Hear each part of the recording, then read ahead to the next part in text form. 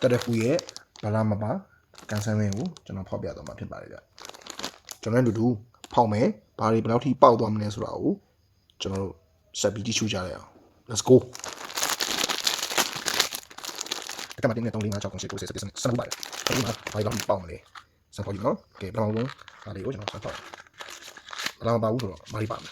ဝေါလှရတာကီချင်းလေးပထမဆုံးကီချင်းလေးပါတယ်ဗျနောက်တစ်ခုထပ်ပေါက်ကြည့်မယ်ပလီဝေါ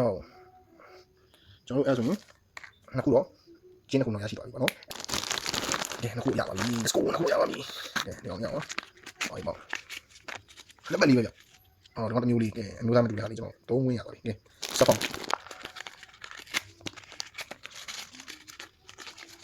ကလေးလေးပါကလေးလေးပေါ့လေကလေးလေးဒါကြောင့်မတော်ညညထားလိုက်နော်โอเค let's go ဘူးရမှာထပ်ပေါက်မယ်ကဲထပ်ပေါက်ရ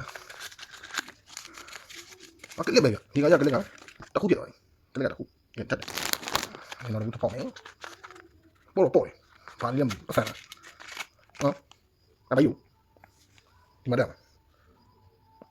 လိုတယ်မရ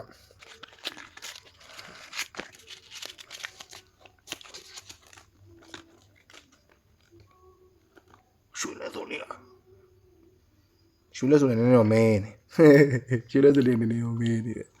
အားဖြင့်ဟုတ်တယ်လက်ကလေးတော့မတော်အဲ့တော့လက်တန်းလေးမှာဒီလေးဆက်ထားတော့ကဲတော့ကျွန်တော်ဘူးလေးဆက်ပေါက်ရ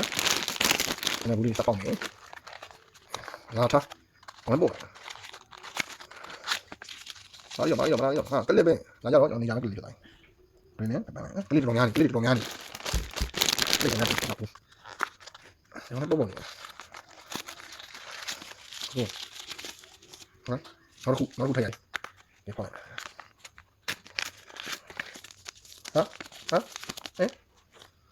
ဒီခေါက်ပေါက်တာကဒီချင်းနေ3ခုရယ်ကျွန်တော်တို့